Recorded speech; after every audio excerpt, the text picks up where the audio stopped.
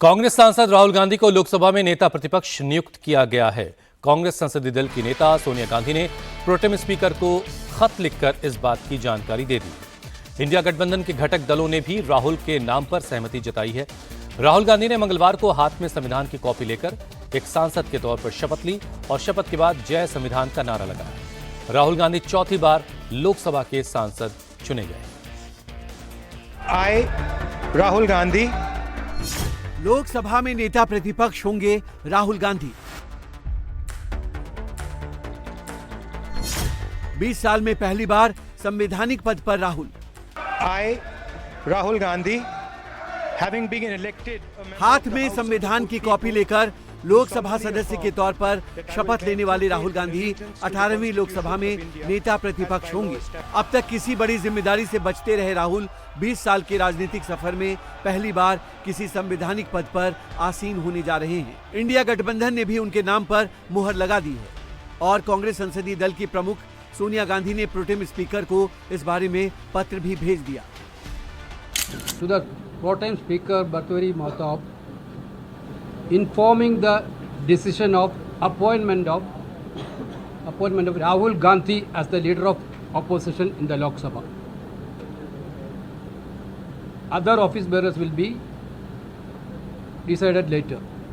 That's all. Rahul को अब नेता प्रतिपक्ष की अहम जिम्मेदारी मिलने जा रही है। इस पद पर राहुल की भूमिका बड़ी हो जाएगी। वो सरकार के आर्थिक फैसलों की समीक्षा कर पाएंगे और सरकार के फैसलों पर अपनी टिप्पणी भी कर सकेंगे।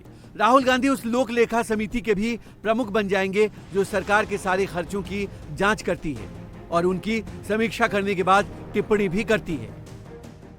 राहुल गांधी अब नेता प्रतिपक्ष के तौर पर उस कमेटी का भी हिस्सा होंगे जो सीबीआई डायरेक्टर, सीवीसी यानी सेंट्रल विजिलेंस कमिश्नर, मुख्य सूचना आयुक्त, लोकपाल या Lokayukta, national human rights commission के चेयरपर्सन और मुख्य चुनाव आयुक्त और चुनाव आयुक्तों की नियुक्ति करती है। इन सारी नियुक्तियों में राहुल नेता प्रतिपक्ष के तौर पर उसी टेबल पर बैठेंगे जहां पीएम मोदी बैठेंगे और ऐसा पहली बार होगा जब इन फैसलों में प्रधानमंत्री को नेता प्रतिपक्ष के तौर पर राहुल गांधी से भी सहमति लेनी होगी। राहुल की लोकसभा के अंदर भी सक्रियता बढ़ेगी और वो महत्वपूर्ण विषयों पर उसी तेवर के साथ बोलते दिख सकते हैं जैसा पिछले दिनों वो तेवर में दिखते रहे हैं।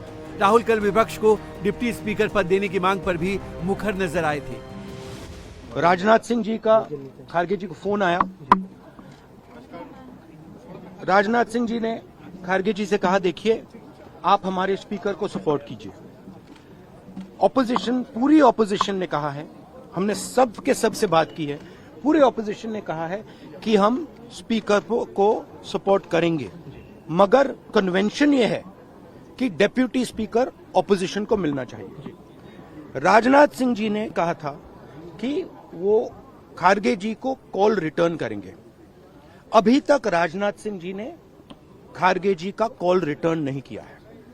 तो मोदी जी कह रहे हैं कंस्ट्रक्टिव कोऑपरेशन हो और फिर हमारे नेता को इंसल्ट करा जा रहा है। तो नियत साफ नहीं है।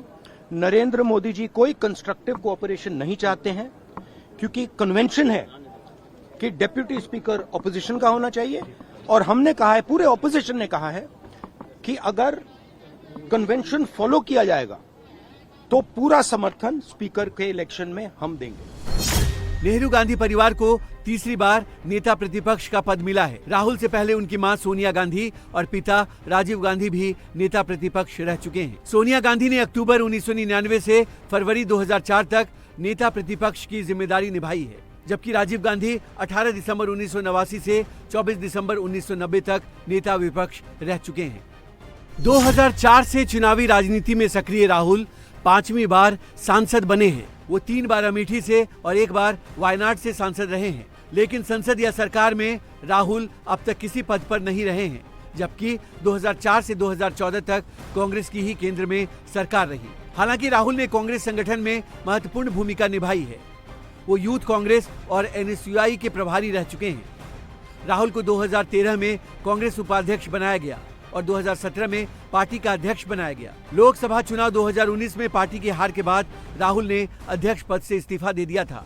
लोकसभा चुनाव 2024 से काफी पहले से ही राहुल काफी सक्रिय हो गए थे उन्होंने भारत जोड़ो यात्रा, भारत जोड़ो न्याय यात्रा और चुनाव प्रचार के दौरान संविधान बचाओ अभियान के साथ पार्टी का नेतृत्व संभाला। राहुल के नेता प्रतिपक्ष चुने जाने के बाद कांग्रेस अध्यक्ष मल्लिकार्जुन खड़गे ने सोशल मीडिया पर लिखा, 18वीं लोकसभा में राहुल गांधी के साथ जनता का सदन सही मायने में अंतिम व्यक्ति की आकांक्षाओं को प्रतिबिंबित करेगा। राहुल उनकी आवाज बनेंगे। कांग्रेस अध्यक्ष के रूप में मुझे विश्वास है कि एक नेता जिसने कन्याकुमारी से कश्मीर तक और मणिपुर से महाराष्ट्र तक पूरे देश का दौरा किया है, वो लोगों की आवाज उठाएगा, विशेषकर हाशिए पर रहने वाले और गरीबों की। कांग्रेस पार्टी न्याय, स्वतंत्रता, समानता और बंधुत्व के अपने शाश्वत सिद्धांतों को कायम रखते हुए लोकतंत्र और संविधान की रक्षा के लिए दृढ़ता से प्रतिबद्ध है।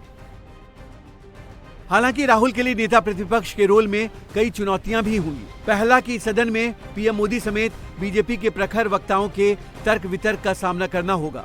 दूसरा, इंडिया अलायंस में शामिल दलों को एकजुट रखना, जिसमें टीएमसी और समाजवादी पार्टी जैसे दल भी हैं जो सांसदों की संख्या के लिहाज से कांग्रेस से कम महत्वपूर्ण नहीं है।